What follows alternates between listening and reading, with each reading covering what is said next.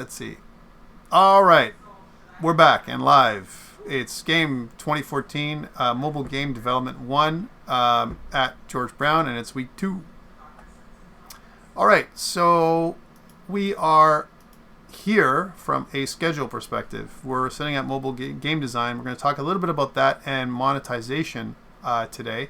A little bit about that. We're also going to get into the assignment 1 requirements for part 1 only. So that's what we're going to be talking about today. We're also going to be talking about Unity and GitHub and how that works together. So that's what's happening. Next week, we're going to get finally building into our first Unity interfaces. Again, I'm just following on the heels of Joss, who's been kind of giving you a Unity tour, I think, up until now, at least talking to you about things to do. So if you haven't had access to Unity or haven't used Unity until now, and this is like your first or second week doing it, this is why I'm giving you an assignment where there's no actual coding necessarily, more of a design is what I'm asking you to do this time around. So I'm going to start, before we get into the meat and bones of this stuff, which is up on Blackboard, I'm going to get into the requirements for the assignment first. And for those people who joined late, welcome. All right, so what is this crazy assignment that I've got going for you, and what do I want you to make? Okay, well, it is Mobile Game Development 1's Assignment 1, Part 1, Unity Arcade Game for Mobile. Yay! So what are you making? Remember that all the projects that we're working with in this semester, you're working alone. Now, some people are weird about that. They're like, wait, I've been working in groups this entire time, and now finally I'm working alone? Oh man, it's a lot of work. Absolutely. And that's why I'm going to say this a couple times today. Keep it small. Keep the scope low. And that's why I'm breaking it down over a couple of weeks to give you a chance to get something done that's fairly decent. That's not going to kill you to get done. So again, what the game we're making is you're working alone and you're going to create a somewhat original 2D arcade game using Unity Game Engine to create something, or you can create something new. The game can be a scrolling game, a tower defense kind of game, a three-quarter down adventure game, or other classic arcade game that does not include physics. So no physics allowed. Puzzle games, car racing games, role-playing games, and some other games that I will talk about today are not accepted. And please check with me if you are confused as to what you want to make. The game must have a menu screen, so there's a few requirements. A menu screen, an instruction screen, one game level, only one. You don't need to make more. If you want to make more, you can. If you live in some kind of, I don't know, pocket dimension where time runs differently than our own, and you have the time to do it, yay. If you don't do it. It's probably going to be too much for you. And a game over screen. So 4 screens, or 4 levels, if you will. A scoring system must be included, but you can also make this some kind of progression or player progression as opposed to an actual score.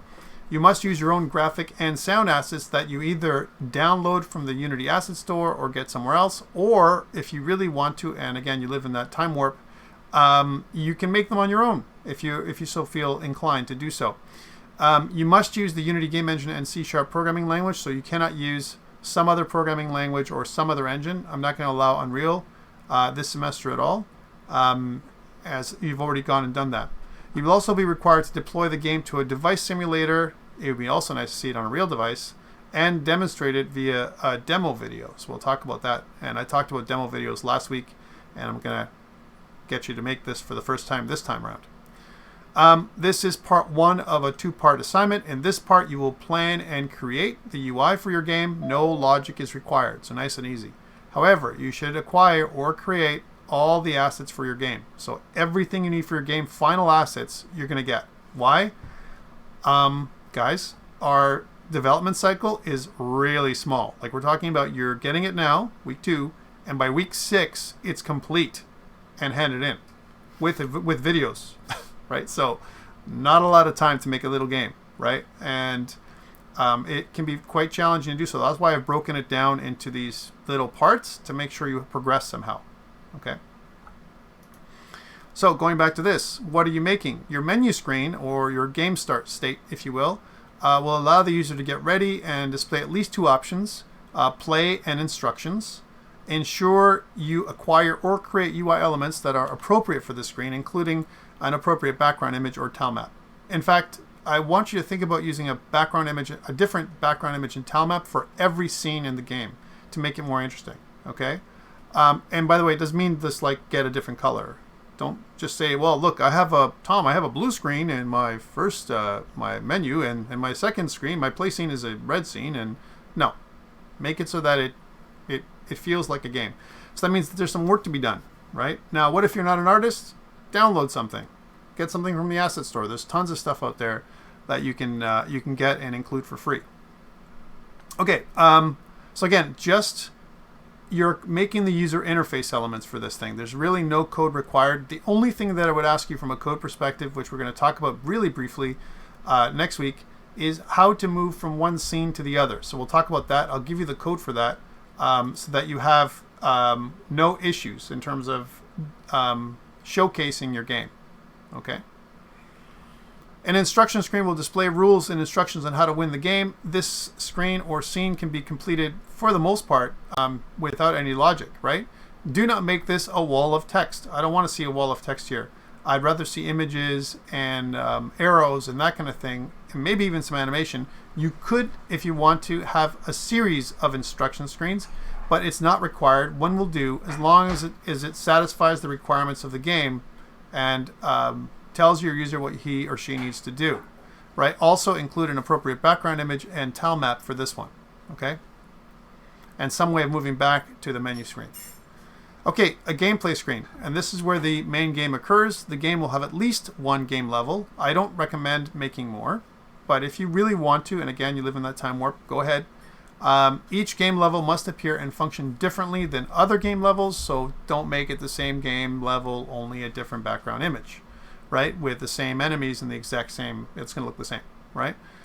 Each level must have a unique goal if you're going to make more than one level, and here you will create only the UI elements that you want in your level. Place your player's avatar in the right spot where it should be, and enemies on the screen in a static pose, which means just put them in there. They don't have to move. Nothing has to happen with them.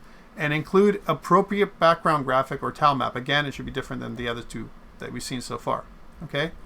Game over screen, you can pretty much complete this one because there's not much going on here except for the game over, some kind of message that says game over, and maybe some kind of tracking of your high score if you have such a thing.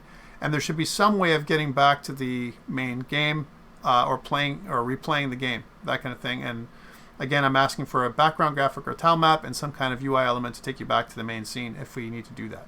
All right. One question I had in the first section was, so you asked for no logic, but you're saying, how do I display everything, all the scenes? And again, we're going to talk about this, but there's only one thing you need to do. Just make little temporary buttons for this one that just takes us from one scene to the other so I can see what the scene looks like. Make it interactive from that perspective only. No other code needs to be in, all right, because there's a lot to do. The player will eventually control an avatar, which is either a vehicle or a character. It's up to you. The main input may be a combination of touch or accelerometer, so there's no necessarily gamepad input for this thing. I don't expect you to, nor would I want you to, make anything with a gamepad or controller, right? So just touch. Remember, this is not a Windows, Mac, or Linux game. It's got to be made for Android or iOS. It's up to you which platform you decide to use, depending on the machine you have. For example, if you're a Mac user, you could make it so that it builds on the Mac simulator, or deploy it to your Mac and then show me that it's deployed when you do your video. Or if you're an Android user, you could do the same thing. Again, only the simulator is required, but if you wanted to go further and show me more, it's up to you. So touch or accelerometer can be used. The player's avatar may have weapons or other devices. It's up to you. It's not required. That they can use to defeat the computer-controlled enemies, the AI. Select an appropriate avatar for your game and place it in the gameplay screen where it would normally start. So again, you need to get all your assets ready for the game as soon as possible. Your game will include enemies or hazards with simple AI behavior, which may include line of sight or detection radius, as well as simple steering behaviors or pathfinding. It's up to you. right? Right now, you don't have to program them. All I'm looking for is, hey, get those enemies on the screen so to give us a sense of what they would look like when you prototype your game. Where would they be? Kind of thing. They don't have to have animation built into them. They don't need to fire anything or move or nothing. They just have to literally stay in the game. And so we can see, okay, so this is where my player is going to be. Well, here's where my enemies are going to be. How does this look? Are the enemies big enough? Is the player big enough? Do I have to make any adjustments? That's what this assignment is all about. It's trying to prototype your game as much as possible. You will include random opportunities to generate points for the player aside from killing enemies. So you will include, for sure, some kind of pickups, treasure, something that falls down from the enemy when you kill them, whatever you want, right? It's up to you. Even things like that will randomly pop up, for you to collect. And it could be just a tap that you're tapping on it, or it could be something that you have to move your avatar to get. It's up to you again. Including, you have to include appropriate assets and place them in the gameplay scene where they might appear randomly. If they were going to appear somewhere, where would they appear? Put them there, right? Your game will include a scoring system or some other means of showing progression. So whether you have a progress bar, number of units killed, or something, right, to show progression. And you want to get those appropriate elements and put them inside the gameplay screen.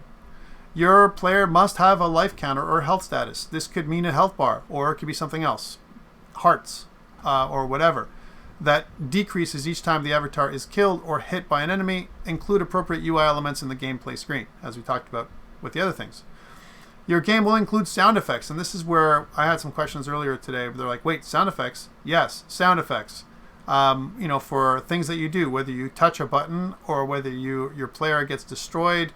It'll include things like shooting attacks, explosions. You don't have to make the sound effects work right now. All I'm looking for is for you to get them. Acquire appropriate sound effects that make sense. Don't just get the Wilhelm scream and put it on every time your player gets hurt. Okay? It's not good enough. It should be, relevant to what you're doing. Unless, your game is called Wilhelm. I don't know. Which is kind of weird. Your game will also include several game soundtracks. Not just one, several. One maybe for the start screen, one for the play scene, one for the end scene. It could be one for the instruction screen. You want to get a few of them anyway. And there might be, or maybe variations. Some people, I haven't made you do this yet, but you may be asked at some point, maybe in this semester, to make dynamic sound, which means maybe if you're doing some kind of adventure game, you've got one soundtrack, and as soon as the enemy's spotted, you've got your banjo battle music, like you did in the old Borderlands series, or something like that, that turns on until you've killed all the enemies. Then it goes back to the regular soundtrack again. You may want to do that kind of stuff. But for now, what I want you to do is, whether you use the soundtracks or not, all of them, acquire them, get them, or make them if you have that kind of talent or skill, or inclination, and if you live in a vacuum somewhere in space, because I don't know how you're going to have the time for that. But anyways, let's continue. Any questions around the game itself? So what I'm asking you to make. I know people ask me a bunch of questions like, what is good enough? What does this mean? What should I make? Kat has some questions. What are the questions? Kat. I was going to do a Highway 401 Dodge a Cars game. Does that count as a racing game? Yes, it does. Absolutely. Any kind of racing game is bad.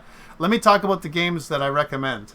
Blair also said that, can I do a space shooter with a few original mechanics? I don't know what somewhat original means. Yes, you can make an Endless Runner. You can make a tower defense game.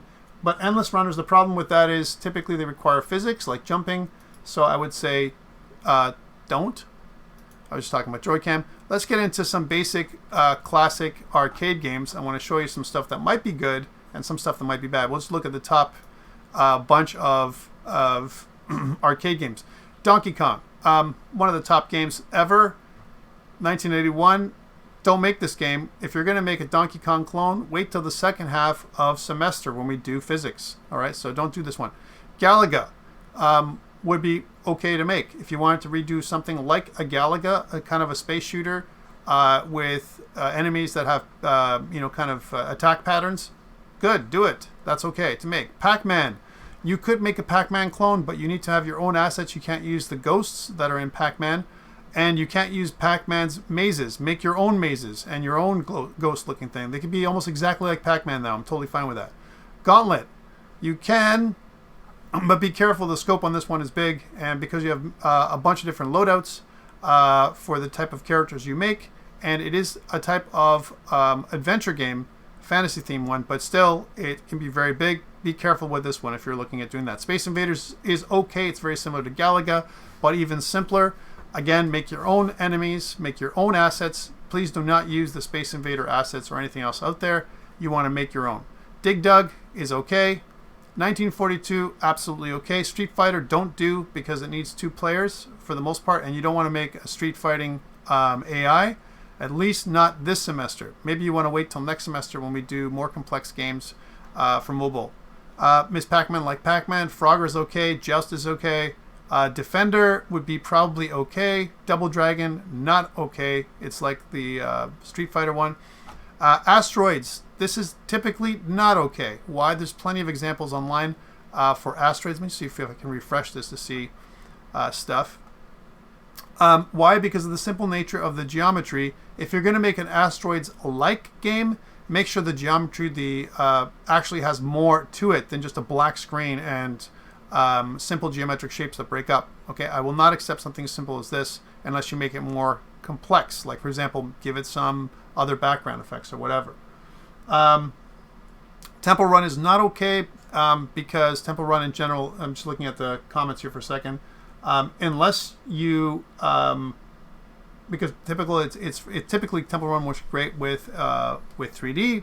However, if you can make a good case for it, and Kat is trying to make a good case, yes, it might be okay, but again, it has to work, and I'd like to see your designs, your ideas.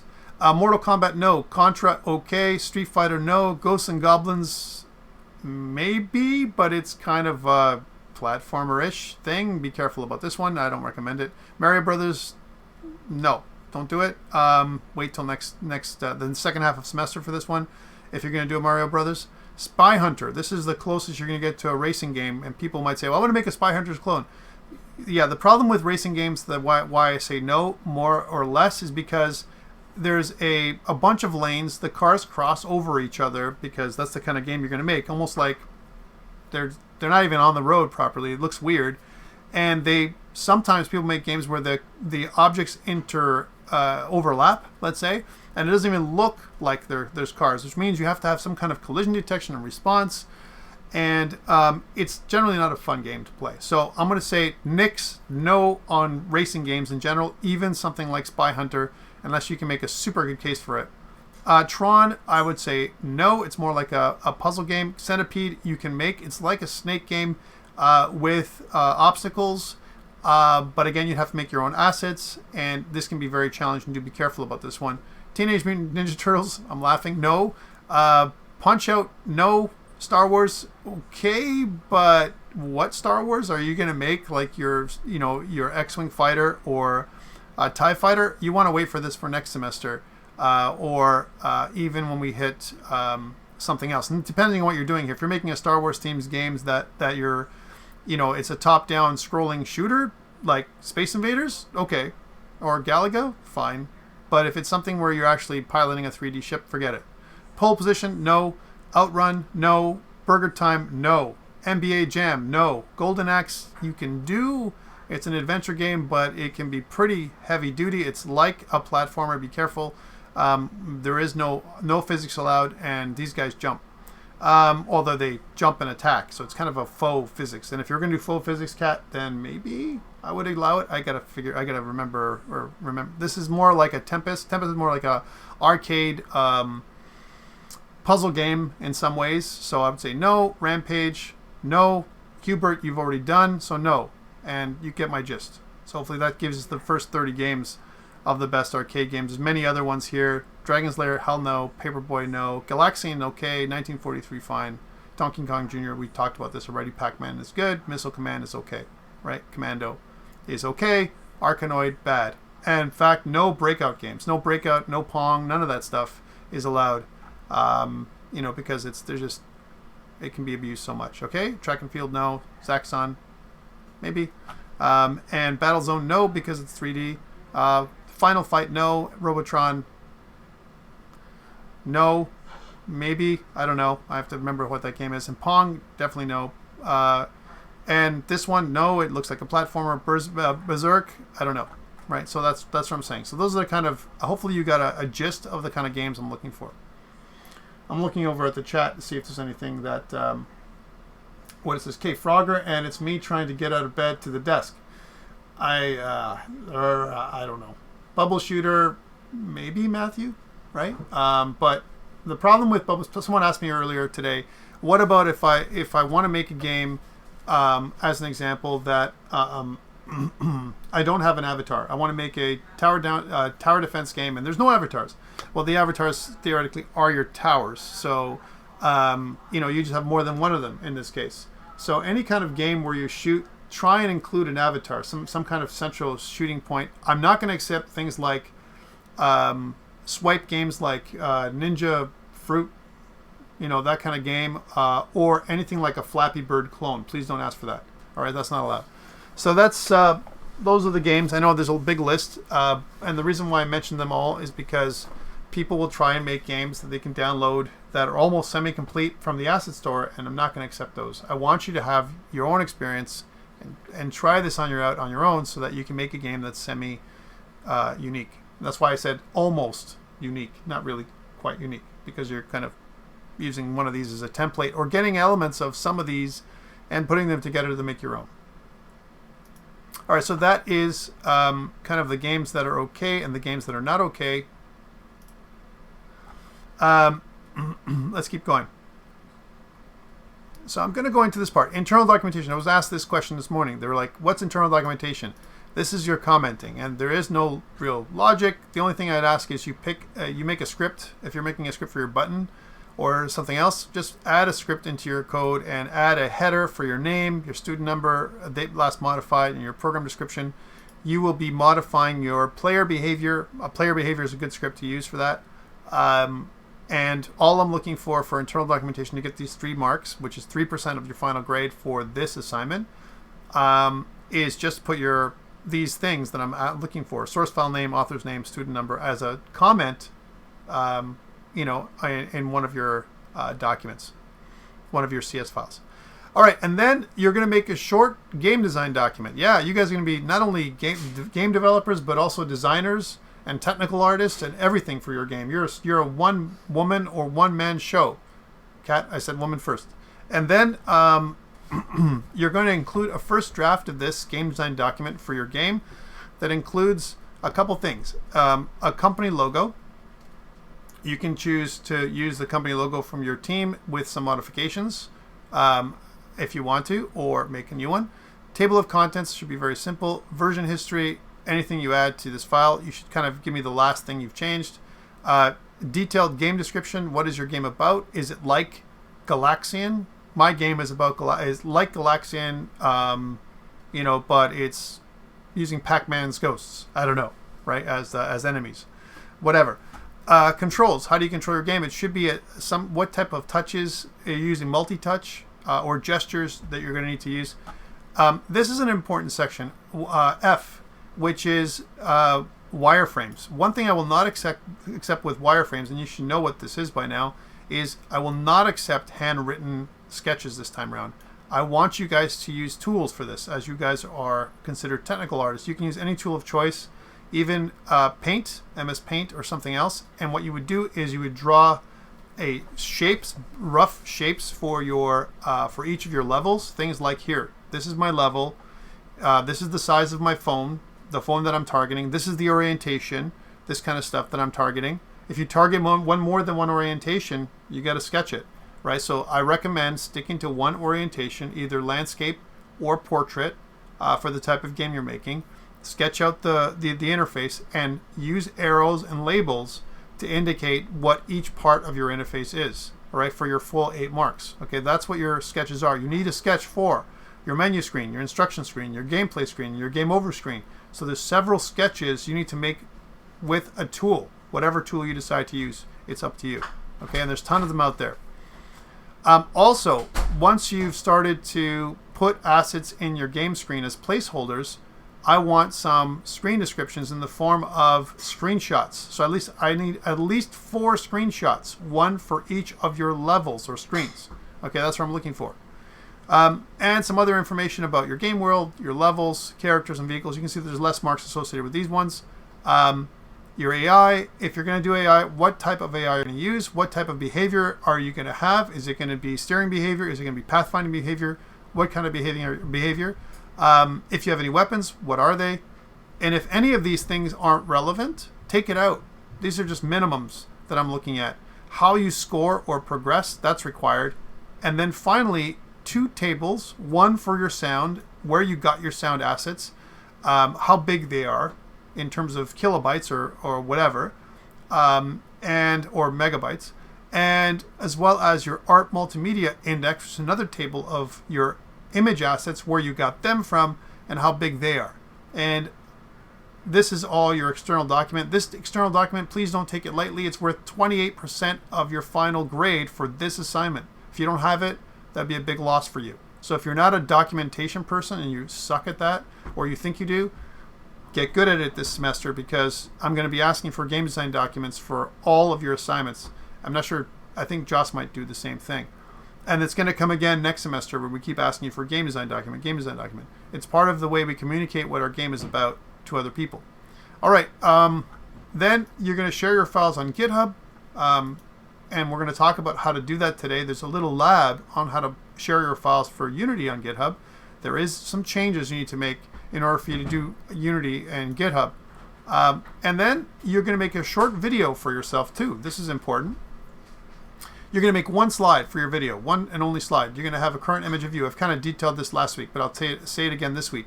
You must include your full name, student ID, course code, course name, and your assignment information in that 1 slide, right? It could be a really cool looking slide. It can be a white slide with all the information that I want on it. It's totally up to you. But this is like your title slide to your video. Then you're going to demonstrate your app's screens in the simulator or in your device if you want to do that. It's up to you. Ensure you include a simple mechanism to switch screens. So it could be a button or swipe that you include. That's the only logic I require for your game. Your UI must be clearly visible. So if you hand me a very hazy video, I may not accept it. You will describe the design of your app. So why did you choose to make your wireframes and your app the way you did? Why did you choose landscape instead of portrait? Why did you decide to use the assets that you decided to use? I want you to talk it out for a minute or so inside of your video. Discuss stuff. This is the reason why I got it. I got it on the asset store. I thought it was really cool. I like a retro theme. This kind of stuff. Sound for your video must be at an appropriate level. You got to be able to. You should hear yourself after you make your video. Listen to your video. Can you hear yourself? Yes. Hand it in. If you can't, no. And you should be able to see your screen. And then your short video should last no more than 5 minutes. And to Kat's point, I think last week or someone else, you said something like, "Well, what if I can handle it in under 5 minutes?" Well, under is better than over. Let me tell you that much. So if you can get through your demo, remember that I can always pause it, slow it down, speed it up, all that kind of stuff. So that is super important to keep it within 5 minutes for me so I don't go crazy with marking. And I'm already late with my marking on a regular basis, and I don't want that this semester. I'm trying to mitigate this by telling you 5 minutes. Guys, please help me.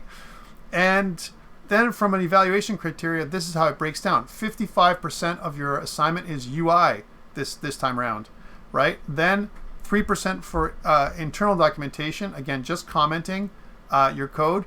28% for external documentation, that's your game design document, which is very small. Your version control is 4%, and your video presentation is 10% out of your entire assignment, but I won't even accept it. Notice it says in red, note your project will not be accepted without your video demo.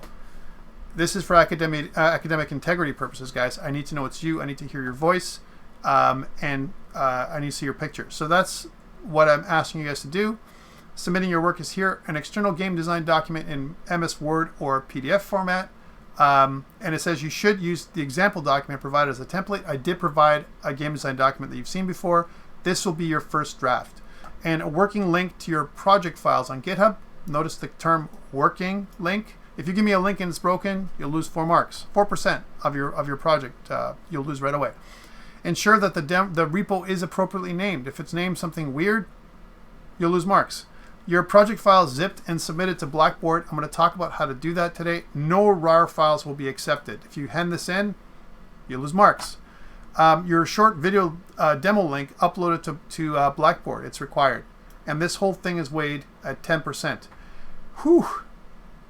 That should be enough detail for you. I wanted to go through this with you really quickly in order for you to have all the requirements you need to get this stuff out. Remember that the key thing is, here are the key takeaways for this assignment. Number one, it's a UI. You're making your UI first, and that's normally what we do when we make anything for mobile. UI gets done first. All the assets get produced as much as possible.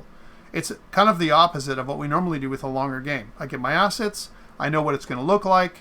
You know, as an example, I place them. I see how they look. They're sized right. Everything is good. No code.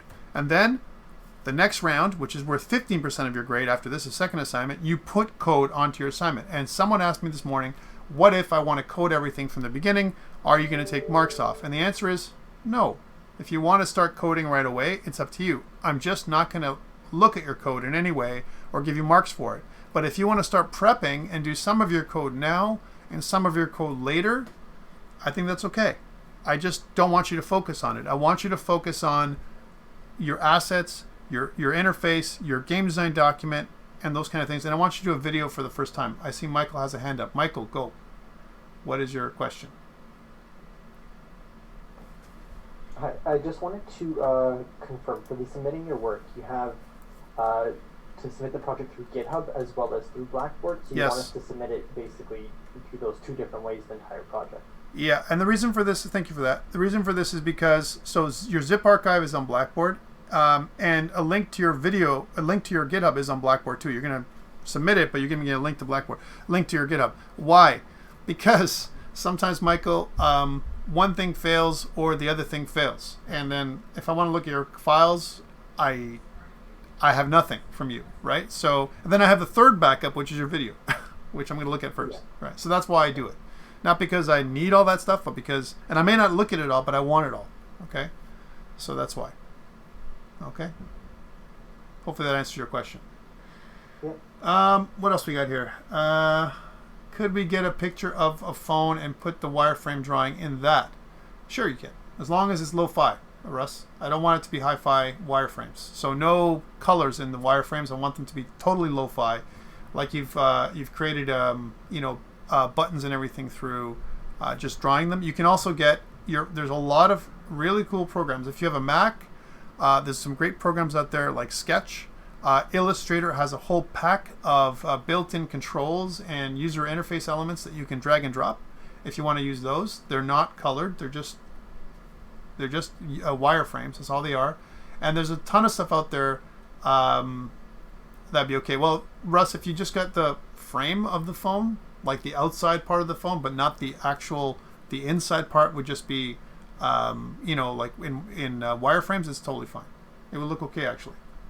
Right, so I've seen both. Yeah, but if the wireframes is all black and white, when you just have overlapping lines, wouldn't that be difficult to understand what you're looking at? It depends on how you draw it, but yeah, I mean, but just think about it in terms of like, if here's your phone, and then you put all the stuff inside of the view, right, the user interface, then you should be fine.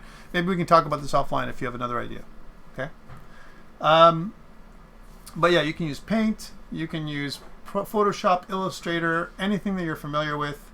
Like I said, even Paint.net or Sketchbook Pro, whatever. What I'd ask you not to do is please do not, for whatever reason, hand draw anything. I want it so it looks semi-professional.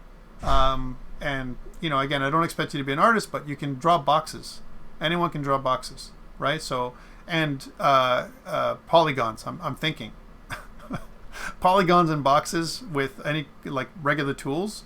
Even if worst case scenario, you make it a circle for your vehicle and some kind of triangle for your enemies. That's okay. I just want to know positions. I want to see your thinking, what your thoughts are, and then when you take screenshots, that kind of solidifies it for me. So it's part of your planning process. So why am I getting you to do this? Because this will help you when it comes to organizing your files. It'll organize your code a lot of times, because once you have an idea of what your enemies are going to look like, you'll be able to code a little better, a little bit easier, especially on Unity. That's the reason for this all. Any other questions around the assignment before I move on? Okay, so hopefully that's enough details for you guys to get going. I have one question more from Blair. Can you go over the internal documentation again after I'm a little unsure or unclear of what that is? Is it a header for each script as well as commenting? So for now, Blair, let me just go back up here. It's worth 3 marks. So all I'm looking for is just a header in one script this time around. So there isn't really anything else. If in the when you get the next component, the next part to this assignment, part 2, I will ask you for internal documentation again. You'll get credit again for it, because you'll not only need your header, but also comments in different places. For example, things like, hey, here's a comment header for my functions.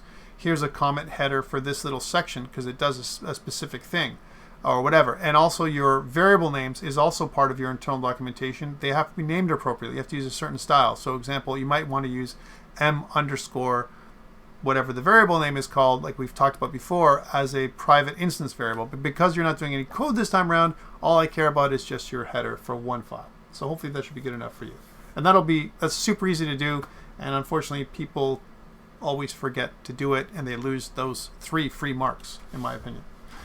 All right, so let's move on to other things. We want to talk about the stuff from today. So again, we just talked about assignment 1, part 1. You should have a fair understanding of what I'm looking for right now and what is good and what is not good in terms of the type of project to select. I think there's a lot of leeway in terms of the kind of games you can make, which should make it fairly fun for you. Pick something that you like, and I think that's important. Okay, next we're going to talk about designing mobile games, which is also, well, this part, and also a little bit of monetization. So, why create a mobile game in the first place? Well, we talked about some of it last week. I said, you know what, there's a market for it. That's number one. We talked about the market last week, and we said that there is a great market for mobile application development, especially from a mobile game development perspective. But here's some other reasons. Recently when we make AAA games, large studios spent hundreds of millions of dollars, as an example, to create big games, and they have an army of people helping them make the games. But with mobile games, it seems that there are much smaller teams in general. And even in larger companies that create mobile games, they create smaller teams that kind of, let's say maximum 4 to 6 people, let's say, that go on and create a mobile game. And what this does is it creates these tight little groups that produce something that's very, very small. And because of that, it's the life cycle to create or even create a prototype for the games are like super tight. So much closer turnaround times than, let's say, than a massive AAA game. And a good example of that is if I was going to make something like Cyberpunk 2077, it might take me 2+ years and an army of people to make, right? And lots of money.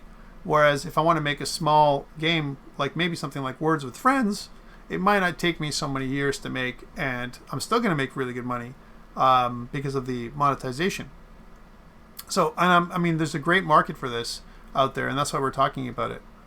The other thing is the ability to be your own publisher. A smaller scenario when you're an indie developer, and it's like we talked about last week, how easy it is to kind of publish a game on the Gameplay Store for Google or the App Store for Apple.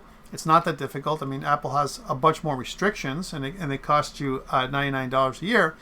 But still, in terms of development costs, that's fairly low compared to what it would be like to get an SDK from Microsoft or from Sony to develop for their game systems, or even from we found out lately from Nintendo, which also costs money. So all these things, it's low entry to the market for this kind of stuff when you can become your own publisher as well as developer. Faster payments and turnaround time. You have a scheme where you want to do a freemium kind of game. We're going to talk about that today. The payments will come back at you a little bit faster than if you're going to go through the publisher.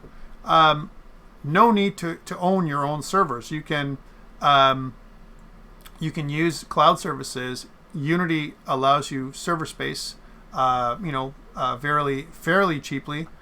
You can also rent server space from Amazon as well as Microsoft Azure and other cloud-based services that are compatible with multiplayer networking and that kind of stuff for fairly cheap. And you can throttle them up when you have different events happening with your game, and throttle them back down when players go away and when your life cycle of the game kind of is complete. And there's going to be that kind of thing. And the other thing that we get a lot more with mobile games is immediate feedback from players, more than and much faster than we get from things like console games or PC games in general. All right. Although with Steam and other marketplaces like that, we're getting a lot more feedback these days than in the early days of mobile development. Okay, so that's why you'd create a game. But of course, the money is the main one, which we didn't really mention here. Money. Well, we kind of mentioned faster payments, but we didn't say money is a thing. So how about the negatives? What about the disadvantages or challenges with game development? One of them is we have to talk about this as developer responsibilities, okay? You're on your own, right? Low initial investment required of players to try your game means that they have no really financial incentive, so there's no sunk cost to stick around. So they just if they don't feel like playing your game anymore, see you later, right? If your customers don't like your game, they move on, and you're paid very little, if anything. And if this happens enough times, then you go out of business. So there's no crack team of marketers that are going to try and help you out and promote your game. It's just you and maybe a few other people, right? So that's a real challenge for you. It means you have to do everything. You have to wear many hats a lot of times when you're being an indie developer making mobile games. You can never rest. Just because your game didn't work, that's one thing. But what if it really does work? If your game is really successful, then what happens is competitors will come in your way and they'll copy you mercilessly. And within a month or 3, they'll have reskinned a replica of your game up on their app store, and especially in different regions. And a good example of that is in the Asian markets and in the Indian marketplace. You're going to see a lot more reskinning and copying happening than anywhere else. That's just patterns that we see today. And if you don't adapt to these kinds of changing market conditions, your game will sink beneath the waves as a competitor who made a copy of your game has actually made one better than you, right? Especially if you have a larger company that takes that on. So that's a problem. You can never rest. You're never done. And let's say you do produce this really great game and you manage to fend off your competitors somehow, your worry still aren't over, because if you don't immediately begin building up a portfolio of games, users who get bored of your first offering, and eventually they always do and move on, will transition away from you to your competitor's product again. And what the idea is that you want to make small games, build up your IP as much as possible, intellectual property, until you've got a good following of people that are going to play your games. All it takes, again, is a small migration of people's friends, because mobile games are also social games in many ways, and then you've lost even your most diehard fans. And I think this is a good point for sure. The next one is nothing is free to you. If you don't monetize cleverly, you'll be paying server cloud costs and marketing for hitchhikers, I like that one, who play your game without ever giving you a penny. So guys or girls who come in, they try your game out and they're like, let's play it for a month. And then if you don't have some monetization or some incentive for them to pay for your game, see you later. They'll just try something else. Free to play is great if you're the customer, but bad if you're the creator, unless you monetize the users somehow. And there's ways of doing that we're going to talk about. Cheaters sometimes win. If you don't safeguard your game against cheaters and exploits, your game economy will fall apart. If you do have an economy, and the currency you hope would translate into money in your pocket will suddenly become worthless. People will ask for their money back and all that kind of stuff. It also requires constant maintenance and security. So that's another thing that you have to consider when it comes to creating mobile games with monetization, right? You now live to please. If you don't have a responsive customer service department who can help players when they have trouble, they'll leave. And not only that, but they'll go to Sony and Xbox, Microsoft, and say, I want my money back. My game doesn't work. The build is broken. I don't know what's happening. I don't know how to use this thing. So that's a real issue for us. And when you're making mobile games. So the needs are really simple. And remember that they're a lot different than retail games. And there's a lot of users here who have played, who are going to be playing games for the first time ever. All right. For example, you're going to be attracting an audience that we saw last week that are non-traditional gamers, like grandmothers who pick up their phone and feel like doing a puzzle game for the first time ever, or some other matching game or something else that's very simple that's also addictive. So these are the kind of things that you're going to be seeing. That is something that you have to make sure that everything works, and since you don't have a customer service department. So that's kind of like positives and negatives about making games. And now let's talk about how design aspects, because mobile games give power to the players. They've done an excellent job. Nowadays companies to design games, and they're outside of some of the traditional themes that we see in retail games, like example console and PC games, right? And we also have a different audience, a much larger audience than maybe in some ways that console games and PC games have. And the reason for this is because everyone's got a device nowadays, right? At least in the more developed countries, everyone has a mobile phone, everyone has a smartphone, and that means that there's a game system in everyone's hand, right? Pretty much, they can play games anywhere they want to do it, right? Once you just start playing, they find that the games are compelling and addictive. Sometimes these are the things that we want the users to do. And what's happened is all these different kind of games that these new offerings have unlocked a whole new market, that are attracting people that are not traditional gamers. So let's take a look at some design philosophies that work for mobile game design. Make it easy to start playing. I think this is a really good one. What it says here is you lose 50% of users for every additional touch it takes them to find what they're looking for, which is very similar to web additional click, right? You don't want them to touch a lot of controls for them to start playing. You want them to 2 touches and they're playing. The least amount of setup possible, the bare minimum, because the more setup they have to do, if they have to do a complicated setup, what's going to happen to them is it's going to push them away, especially if it's too complex. The setup should be simple and intuitive, and from a user interface perspective, it should make sense how everything is set up. Again, large buttons in the middle of the screen that basically say play, or buy, like the store or something. Anything that you want them to do should be pretty much dead set in the middle of their screen so they can see it, and large enough so most users who are looking at it can understand where to go and what to do. Don't make micro buttons, small little buttons. We'll talk about user interface elements next week on how to make good user interfaces for mobile, but don't make small buttons where they have to really work hard to figure out what to do, or things that they have to touch a bunch of times to activate. You don't want that. Okay, so that's one thing. Make it easy to start. Here's something. Make it easy to stop. So again, it sounds a little bit counterintuitive, but sometimes players avoid games that require too great a time commitment. If it's really too much, if you're going to sink in a whole bunch of time into playing this game, and it's a mobile game, it's in your pocket, you may want to not play that game and move on to something easier, right?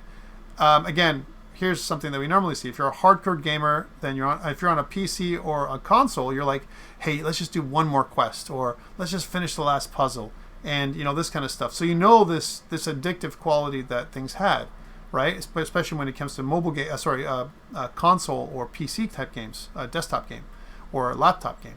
But by way of comparison, the people who play turn-based games on a mobile device, as an example, they start playing at one stoplight, they stop, they walk across the stoplight, then they turn it back on again and they play a little bit more, then they stop, and they go to the next place, they wait in line, they do it again and again, and it's almost like they're able to quickly start and stop, and it's not going to stop them from playing the game. Exactly. One more quest. It's like we have this addictive quality to us. The other thing is, if you ever watch an iPad player casually flip shut the case and they return their attention to real life, as an example, and then they go back, they're confident they can go back to the game and they can just resume, right? And a lot of times people play games at work now. We're in COVID, but they're playing it in almost inappropriate locations, at the dinner table or whatever. You want your player to be able to play it wherever they want, as an example, or do whatever, right? And then be able to get back into their games if they get interrupted by us, real people in the real world, right? So again, start and stop should be fairly easy to do. And the other thing to think about is because we don't want to make a substantial time commitment, right, to playing the game. I want to be able to make camp or save. I don't want it to make a huge time-consuming logout process, because then I'm going to lose my place. And if that's the case, and if you're making it difficult for me to save my game or camp or stop what I'm doing, I'm going to stop playing that game eventually, because it's too much. There's too much involved to start and stop. On the other hand, think about the other scenario, where a game that allows players to suspend play instantly, anytime, with one click or press, and then return to that game exactly where they left it, the minute they have time to return to it. That's a game that millions of users can play at home while waiting to do something else, right? So that is the scenario we're talking about. A quick pick up and play or pick up and drop kind of game, and you don't care. You're going to be back where you were before. And even if you can't remember where you were, it's okay. You can restart that game very quickly to start a new challenge. Okay? That's the scenario we're talking about here from a mobile design perspective. Here's another one. And, I think one thing that makes this difficult for us this semester is we don't have great Unity networking. Okay? But if you could think about the killer app for mobile games, it's networking. Okay? It's the ability for you to play with friends and be social. All right? That makes the game even more fun for many people. I mean, again, some people like to play solo, and that's totally fine. But there's a great market and a great capability for mobile game development with networking. And I'm wondering if I lost my connection. Are you guys with me? Because I just had a bit of a brownout. Can you hear me? Check mark? Yes. Okay, thank God. All right. Yeah, because my lights just went click, click. And when I saw that, I was like, no, don't die. That would be very bad in the middle of lecture. All right. Let the user decide how much is right for the amount to spend. Okay, so do that. So with a console or PC game, the player has to shell out all kinds of money right away up front before they actually try the game. Sure, they can see a trailer. They can see both a cinematic trailer these days and a gameplay trailer, and they get a sense of how it's like. But they really don't know what it's like to play until they actually play. And a good example of this as well is how many of you, and this is something I asked in the first class, have pre-ordered games and have been super disappointed when you actually play the game that you pre-ordered? Anybody? I know I was.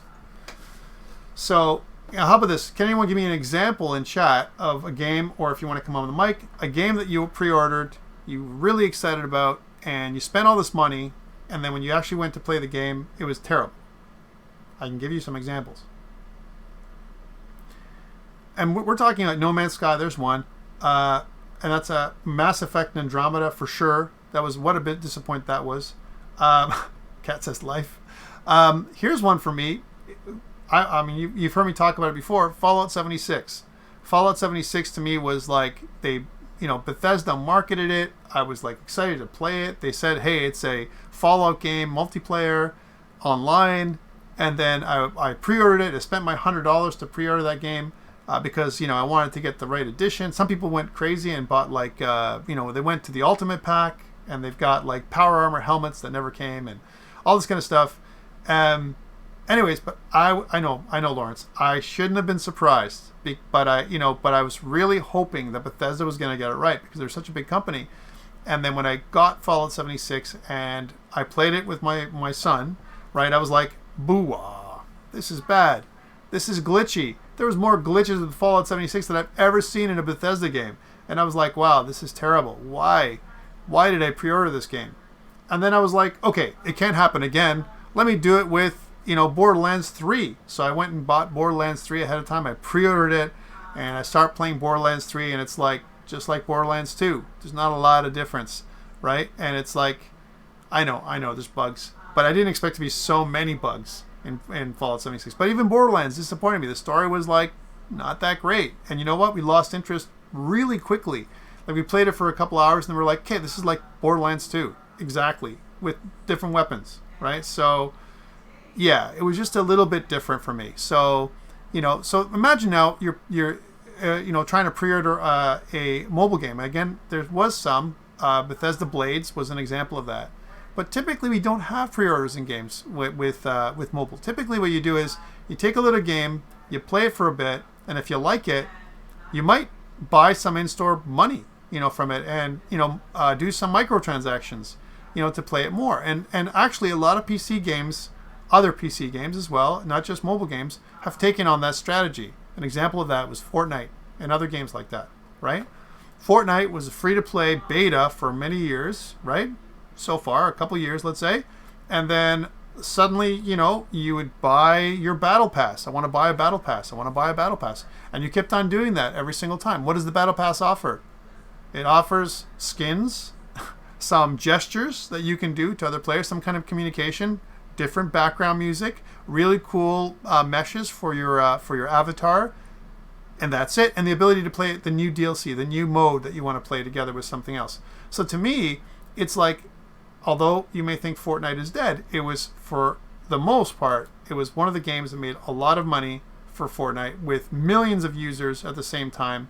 And it's something that, that they use this idea of a freemium strategy to get everyone to play. Okay, so that's kind of like the essence of it, which is, hey, let them pay what they want to pay. Don't force people to pay for your games. Let them pay and play the way that they want. If you let the player pay and play the way that they want, you're going to have more people playing your game. Some people will naturally monetize. They'll naturally become paid players. Other people will choose not to, and that's okay. Okay, because then you can build trust with your customers, which is what you want. Again, let them buy something at any time by always offering a vendor button. Or anything else that you offer in your game, okay? Give them opportunities to buy enhancements. And if a whale, quote unquote, wants to drop $1,000 on a powerful item in your game, it's okay. Because maybe some other people who can't afford it might think $1 might be too much to spend, right? Don't also penalize your players for buying things. Don't sit there and go like, oh, he bought this item and it's a unique item that you can only get when you've bought this thing, and hey, players, guess what? He's cheating. You don't want that either, or she's cheating. You want them to kind of have a natural experience if they're playing in multiplayer. And the thing with it is, some people like to jumpstart their experience in a game by buying more credits. They also want to jumpstart their experience by buying additional items or speed things up when it comes to resource acquisition in certain kinds of games. It's okay. Don't provide a negative stigma for that. Let them do it naturally. But also, I think some of the best games don't make you pay to play. They allow you to play the game if you want, and you can have the full access to most of it. Maybe you can unlock part of it later on, but give them a good experience up to a certain point. You will have people that you convert from people who are trying your game to people who are going to stay with your game. Okay? So that is let the user decide to play. Okay, so let's talk about monetization and some metrics now for a small amount of time. Okay. So again, if we think about measuring the player population, it's important for us to understand what types of players, how many players, and so on are using our game, so we can kind of make some predictions. When we can make predictions, we can get investors to invest in us. Okay, this is part of it. So let's think about the first metric, and it says the two kings of the analytics world, which is daily active users and monthly active users. So daily active users, or DAU, is a measure of the number of unique users per day, typically calculated over a floating point 7-day period. And commonly, to qualify as a DAU, a user needs to just start up the game. There's no minimum time required. It's not like you need to play for 5 minutes in order for you to qualify as DAU. Although some platforms do require a minimum amount of minutes, depending on which platform you're on, most of them do not. So that's daily active users. All right, and then there's something called monthly active users. So again, they're unique users that happen over the whole month, similar to what we do with daily active users, but it's a good indicator of a monthly trend. You can also look at things like days that are busier than others, and also what you want to look at more granularly is what times during the day or the month that users tend to play more. Is it the weekends? Is it after hours? Is it during the day, 9 to 5, if it's a game that people play throughout the day? Is it during lunch hours? When do users play? Why would you need to know those things? Once you have user trends, you can offer users DLCs and other content at those times that they're playing the most, where you see there's a bunch of more user attention You add additional stuff. You create excitement by adding more content and by communicating with your user base during those high times. Here's another one, and it's more like a vanity metric nowadays, but peak concurrent users. At any given second, how many users are playing the game at the same time? Those are your concurrent users, right? And what's the largest this number has ever been? That's your peak concurrent users. So how many maximum did you ever have, right? So for synchronous real-time MMO type games, this ends up being a really big deal because it affects server load. So you may want to be able to throttle up, with your provider, whoever that is, so to increase the amount of servers or server capability so that your servers don't crash. You don't want that to happen. So it's a good metric to understand, how things are trending. However, one thing that happens is you can buy this ability for it to auto throttle up on in cloud-based services, and when you do so, there's not so much of a need anymore to watch that metric, although it's still important for marketing purposes. We had 50 million users, kind of concurrently on this one event, would be really cool marketing, kind of thing, as opposed to, or also, this month we hit a total of 30 million users playing our game, kind of thing. This is pretty good monthly active users, right? But a really good ratio is the idea of DAU over MAU, so daily users over monthly users, to give us a trend of if the number of users are increasing, day over day, or decreasing, and you can see if the game is still has a lot of energy, or is it losing steam. No pun intended. So how do we measure monetization? So those are two metrics. They're not monetizing metrics. They're metrics for us to understand stuff about how our game is going. But let's take a look at measuring monetization a little bit. So again, the overall notion of is typically that the freemium model, all the high daily active user numbers in the world don't do anything for you unless you can convert these things, so-called conversions, into paying users, right? So I can have lots of users, and if everyone's using my network, I'm actually paying for that to happen. So ask yourself again, how many users actually pay expressed as a percentage? So total daily active users versus paying users. And what is that percentage of users, right? And this is a way of looking at what the potential revenues are going to be. And this is where you can get things like investors, whether it's angel investors or venture capitalists, to kind of invest in you and say, look, this is the game we have. Here's our trends. If you invest in us, we can increase our market share by this, by creating this next game. We know how to do things. Here's an example of a game that's very successful. So conversion rate is one of those metrics. So again, of those users who try our game, how many are converted into paying customers? What's the conversion rate, right? The higher the rate is, the better, obviously, because this means that for free-to-play games, if I have people who try the game and then they tried it free and now they've converted to paying customers, this is good. Again, this is a great metric, and if it goes up, up, up, it means that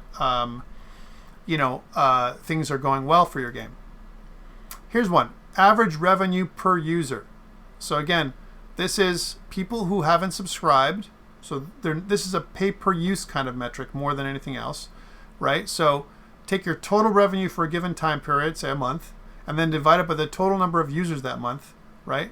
And the result is the average revenue per user, right? A number that tells you really how much revenue you expect on average for every person. And if you break this down, you can break it down to the dollar per user, right? So a good example of this is, and it's very similar to YouTube metrics. Let's say, for example, you have, and someone asked me this question today. They said, who cares what your daily active users are? And I said to them, well, if I have, let's look at YouTube, for example. If I have 1 million subscribers on YouTube, let's just say, I don't have that, but let's suppose I had 1 million subscribers right now. And let's say each of them watch a minute of your YouTube video that you made. Every one of them. 1 million users watch a minute of your YouTube video when it comes out, right? Because they're subscribing, right? That's 1 million minutes for each video. That's money coming into you, right? So it's 1 minute for each of your videos that you come up with 1 million users. Same thing goes. Volume speaks. So if you think about this, if your average is $1 per user, as an example, and you have 50,000 users, that's a lot of money, right? That can happen in a monthly period, as a good example. So that's why it's important to know the average revenue per user per month, right? The other one is the average revenue per paying user. So one is kind of a metric for all users, and the other one is per paying user. So this includes things like fixed subscription prices and that kind of stuff. However, microtransactions and other freemium model type games will have a typically much higher ARPU, so that's like all around, all users paying, as opposed to a revenue per paying user per month kind of thing. The next one, which I like a lot, is the idea of user acquisition costs, or UAC. How much money will you spend on average to get a new user to try your game? So think about this, right?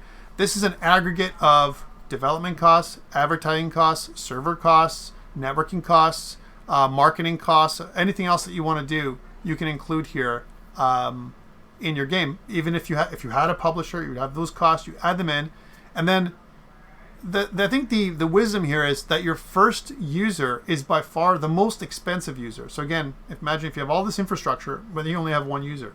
So that all that infrastructure is made just for them, right? And then the minute you get the second user, that cost is cut in half. And it keeps on dividing until you have some kind of amount of money per user. You want to make that amount, that user acquisition cost, lower and lower as the number of users go higher and higher. Right, so that way you make more money per user is what you want to do. That's the idea behind this whole thing. I know this is like common sense in many ways when we think about this. Low user cost, higher dollars per user means more profits. But a lot of times as developers, what do we think about? We want to make the game fun, and that's okay. We're going to talk about the 3 things that I recommend, but that's just only one aspect. Lifetime values. This is something else we have to think about. The lifetime value of a user represents the total amount of money you expect to be able to extract through the course of your relationship with them. Example, if an average user gives you $1 a month and you expect to maintain each user for an average of 24 months, that's a pretty long game, by the way, before they move on, then you can estimate that a LTV, or a long-term value or lifetime value of $24 per user is the maximum you're going to make for an average for each user. Let's think about games like Destiny as an example. When Destiny first came out, it was a paid-for game that you got through pre-order potentially, right? The game was okay. It wasn't as good as Destiny 1 in some ways, because Destiny 1 had a really developed store. They had developed their items and everything else. And some users who played Destiny 2 reported that, you know what? When you played Destiny 2, it's like I'm starting over again. Right? And there was a lot of cool stuff that they're just going to reintroduce in Destiny 2 from Destiny 1, as an example. So people were pretty upset, right?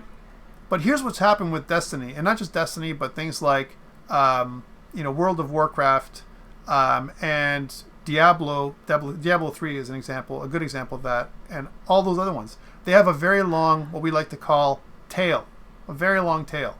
So what happens is we see the users kind of leaving. They're starting to leave. They're starting to go down. They're starting to go down. Once we see a downward trend in DAU over MAU, daily active users over monthly active users, once that ratio starts going down, lowering as opposed to going higher, what do?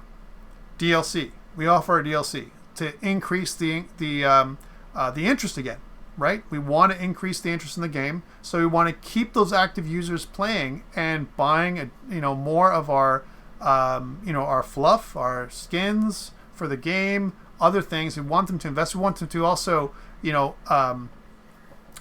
more interested in it, and they just keep on playing and playing. I know I have friends, and maybe you do too, that have played Destiny, and they just keep playing that game. It's like Destiny 2 is something that just keep playing over and over, week after week, right? And it just keeps on going. There's lots of games like that too. I'm just using Destiny as an example, but there's lots of games out there that have a very long tail.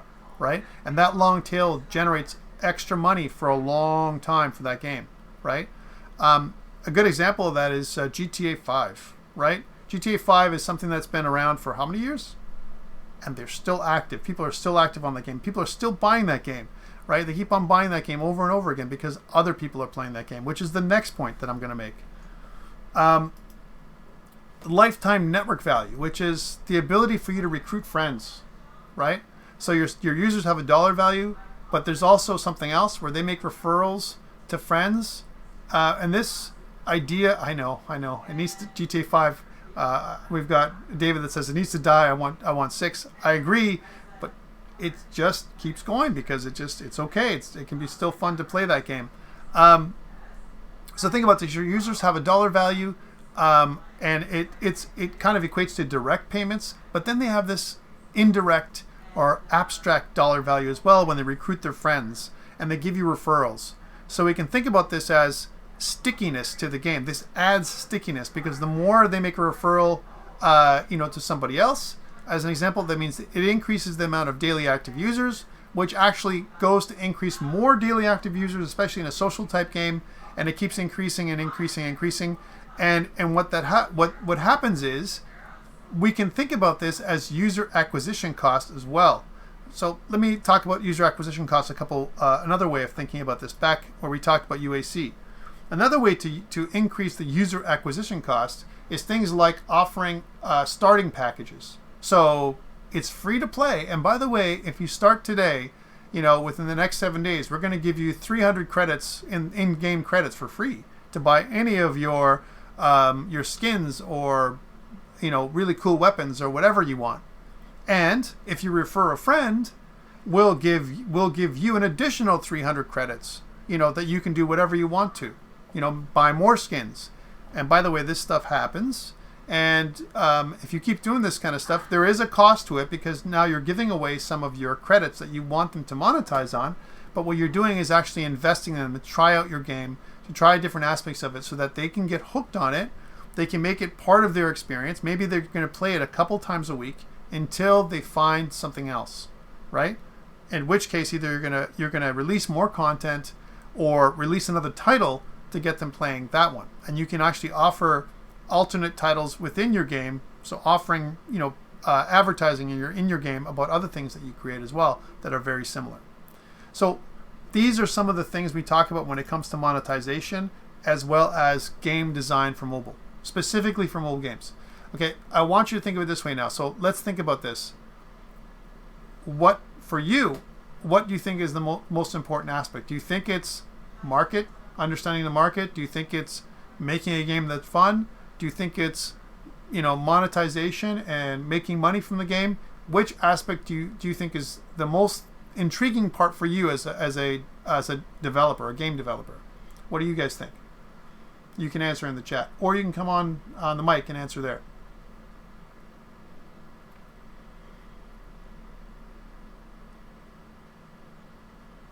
Again, for me, sometimes I think I get a lot of feedback in the first session that someone says marketing. I think marketing is the most important part. I think it's important for sure. But what if here's a counterpoint to this? I'm just going to kind of try and be the devil's advocate for all these points. What about if the game is terrible? Right. So yeah, you market a game, it looks fantastic, and then you play the game, and then it's got negative ratings. Someone paying me an appropriate amount of money per year plus benefits to support a family, also making children smile. Interesting. That's Kat's input. To support a family. Yeah, I'm not sure how that's relevant. I'm a grown-up. I'm a grown-up too. But you know what? I find that if I'm making games, there's got to be a reason why I'm doing it. It's got to be so I guess what you're saying is it's money that's going to motivate you. And I think for me too, I think when we're thinking about making games for mobile, we got to think about the user story, right? Which is, I want to make it quick. Here's the summary. I want to make a quick game that I can start and stop without obstacles.